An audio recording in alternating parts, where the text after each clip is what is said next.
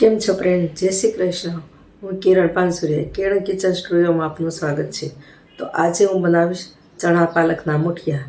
આપણે દાણા મુઠિયા તો બનાવતા જ હોઈએ છીએ, તો આજે હું ચણા પાલક મુઠિયા બનાવીશ. તો કઈ રીતે બનાવવા તે આપણે જોઈએ. કુકરમાં મેં પાણી ગરમ થવા મૂકી દીધું છે. આ એક વાટકો મેં ચણા લીધા છે. થોડા મેં 8-10 કલાક પલાળી રાખ્યા હતા, પછી 3 થી 4 કલાક જેવા વાટકામાં રાખી મૂક્યા હતા પાણી કાઢીને. તો એમાં થોડા થોડા આ ફણગાઈ ગયા છે, તો તે તમે જોઈ શકો છો. તો આ રીતે થોડા ફણી ગયા છે, તો એ આપણે હવે બાફવા મૂકીશું. એમાં આપણે જરૂર મુજબ મીઠું નાખીશું, સ્વાદ મુજબ.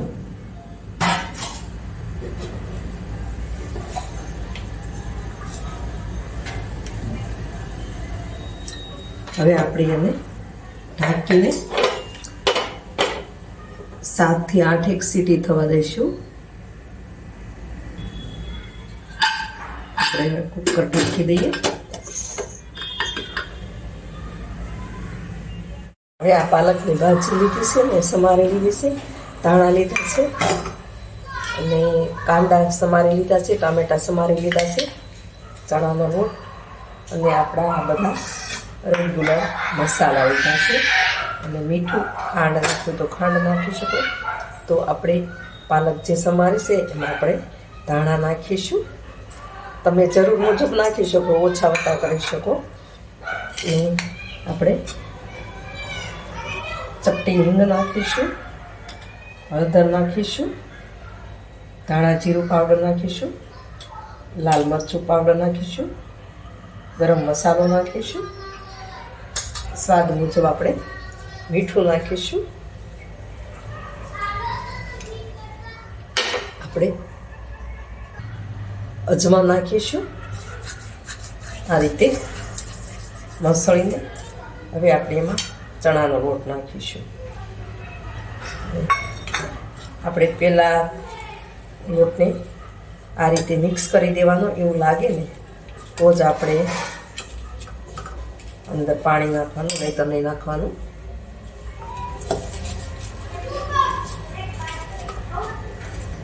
આપણે તેલ નાખીશું, 1-1.5 ચમચી જેટલું.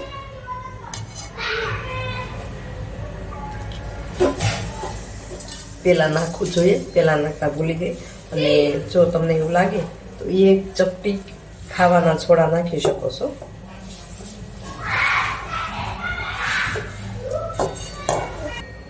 હવે આપણે પાણી વગર જ લોટ તૈયાર થઈ ગયો છે. બને ત્યાં સુધી પાણી નહીં નાખવાનું. થોડું એવું લાગે ઘટે તો તેલ જરીક નાખી દેવાનું. તો આ રીતે આપણો લોટ તૈયાર થઈ ગયો છે. હવે આપણે થોડો તેલવાળો હાથ કરીશું અને આના આપણે ભજીયા જેવા બનાવીશું. તમે ગોળ રાઉન્ડ કરો, ચોરસ કરો કે ટીકડી કરો, આ રીતે મુઠિયા જેવા કરો, આ રીતે કરો, અથવા તો લાંબા કરો તોય પણ ચાલે. આ રીતે કરો તોય પણ ચાલે. આ રીતે આપણે બધા કરી લઈશું. તો આપણા આ બધા મુઠિયા બની તૈયાર છે. આપણે પાલકના મુઠિયા બનાવ્યા તે તૈયાર છે. હવે આપણે કુકર જોઈએ ચણા આપણા બફાઈ ગયા છે કે નહીં.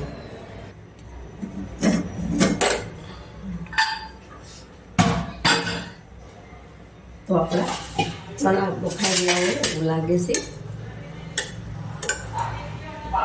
મસ્ત બફાઈ ગયા છે, તમે જોઈ શકો છો. તો આપણે નીચે ઉતાર લઈએ. હવે આપણે તેલ ગરમ થવા મૂકી દીધું છે. જોઈ જોઈએ તેલ ગરમ થઈ ગયું છે કે નહીં. તો આપણું તેલ ગરમ થઈ ગયું છે. તો આપણે આ જે મુઠિયા બનાવ્યા છે એ તળી લઈશું. તમે ગોળ, ચોરસ અથવા આ રીતના પણ મુઠિયા બનાવી શકો.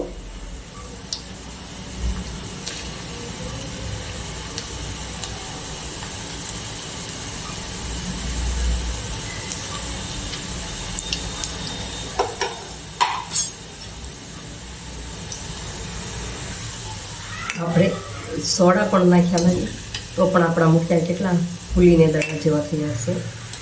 તો આ મુઠિયામાં સોડાની જરૂર ના પડે, છતાં તમારે નાખવા હોય તો નાખી શકો છો. હવે આપણે આ મુઠિયા તળાઈ ગયા છે, તો હવે એક ડીશમાં કાઢી લઈશું. હવે આપણે બીજા થોડાક છે એ નાખીશું, એ પણ તળી લઈશું.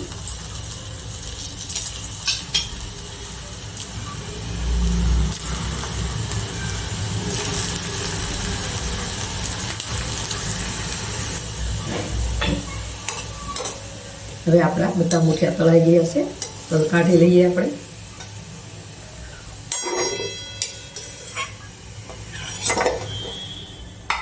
હવે આપણે રાઈ અને જીરું નાખીશું. એના એ તેલમાં આપણે એટલે તેલ થોડુંક જ લીધું છે.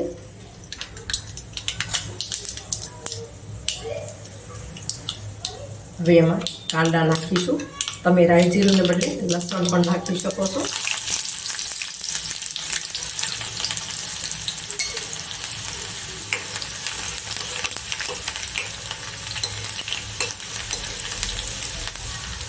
કાંદાનો કલર ચેન્જ થાય એટલે આપણે ટમેટા નાખીશું.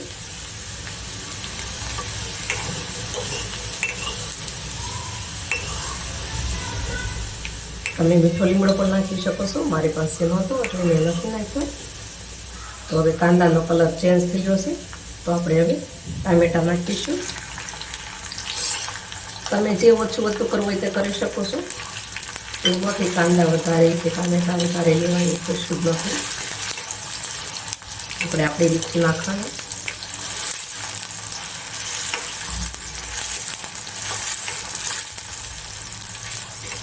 ટામેટા થોડાક ઓછા પડે પછી આપણે મસાલો કરીશું. આપણે હવે સ્વાદ મુજબ મીઠું નાખીશું, હિંગ નાખીશું.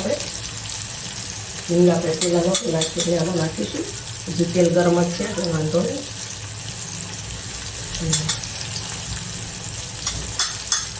હળદર નાખીશું, લાલ મરચું પાવડર નાખીશું. તમે કાશ્મીરી નાખો કાશ્મીરી નાખી શકો, કારણ કે એમાં કલર સરસ આવે તો કાશ્મીરી પણ નાખી શકાય. હવે આપણે ધાણા અને જીરું પાવડર નાખીશું. જે આપણે ચણા બાફા હતા એમાંથી મેં પાણી ઓલરેડી કાઢી નાખ્યું છે, તો આપણે ચણા નાખી દઈશું.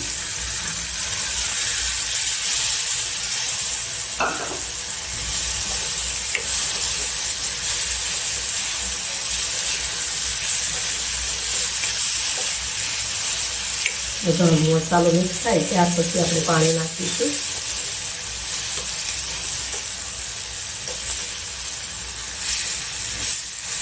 મસાલો બધો મિક્સ થઈ ગયો છે અને કચ્ચાપણ પણ છોડી દીધું છે, તો હવે આપણે થોડું પાણી નાખીશું.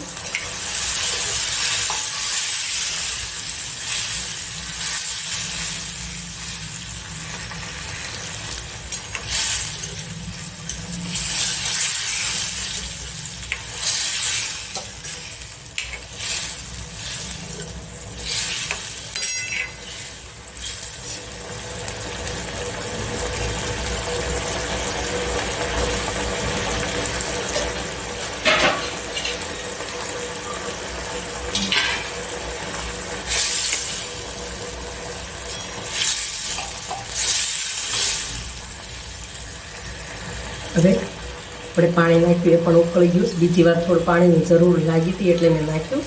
હવે આપણે આમાં મુઠિયા નાખીશું. આ રીતે નાખીને થોડી વાર છોડી દેવાનું. હવે આપણે 2 થી 3 મિનિટ આપણે ચડવા દઈશું. હવે આપણે જોઈએ તો આપણા દાણા મુઠિયાનું એટલે કે હવે આપણે જોઈએ હવે આપણું શાક ચડીને મસ્ત થઈ ગયું છે. તો આપણા ચણા અને પાલકના મુઠિયાનું શાક બનીને તૈયાર છે. તો હવે આપણે સર્વ કરીશું. તો આપણા ચણા અને પાલક મુઠિયાનું શાક બનીને તૈયાર છે. દાણા મુઠિયાનું શાક તો લગભગ બધા બનાવતા જ હોય, તો આજે એવું થયું કે ચણા મુઠિયાનું શાક બનાવીએ. તો આપણું ચણા મુઠિયાનું શાક બનીને તૈયાર છે. તો આ રીતે તમે પણ બનાવજો. તો હવે આપણા દાણા પાલકના મુઠિયા બનીને તૈયાર છે. તો મારી રેસીપી ગમે તો લાઈક કરજો, શેર કરજો, ચેનલને સબસ્ક્રાઈબ કરજો, બેલ આઇકોન દબાવવાનું ભૂલતા નહીં અને કમેન્ટમાં લખજો મારી રેસીપી કેવી લાગી. અમને સબસ્ક્રાઈબ કરશો એટલે સૌપ્રથમ તમને નોટિફિકેશન આવી જશે, એટલે સૌપ્રથમ મારો વિડીયો તમને જોવા મળશે. અને આવી અવનવી રેસીપી જોવા મારી ચેનલને જરૂર સબસ્ક્રાઈબ કરશો.